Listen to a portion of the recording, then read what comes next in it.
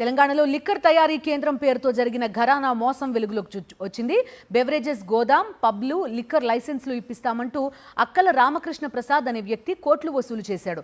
Australia citizen అంటూ హైదరాబాద్లోని పలువురు వ్యాపారులతో పరిచయం ఏర్పాటు చేసుకుని బురిడి కొట్టించాడు.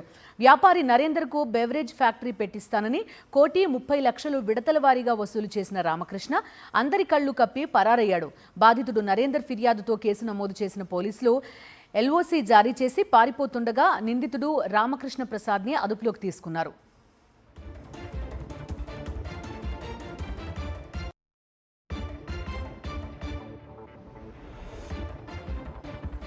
అతడి తండ్రి వరప్రసాద్, మరో నిందితుడు విక్రమ్ కోసం స్పెషల్ టీం ఏర్పాటు చేసి గాలిస్తున్నారు పోలీసులు. అంతేకాదు రామకృష్ణపై ఆస్ట్రేలియాలో అనేక చీటింగ్ కేసులు కూడా ఉన్నట్టుగా తెలుస్తోంది. అక్కడ జైలు జీవితం కూడా గడిపాడు ఆయన. విలాసవంతమైన జీవితానికి అలవాటు పడి వ్యాపారవేత్తలను టార్గెట్ చేసుకున్న రామకృష్ణ కోట్ల రూపాయలు వసూలు చేశాడు. Singapore, Malaysia, Thailand, Bengaluru, Mumbai ప్రాంతాల్లో పెట్టుబడులు పెట్టించి అధిక లాభాలు వస్తాయని నమ్మించి మోసం చేశాడు. బ్యాంక్ ఆఫ్ బరోడా నుండి 4 కోట్ల లోన్ తీసుకుని ఎగ్గొట్టాడు నిందితుడు రామకృష్ణ.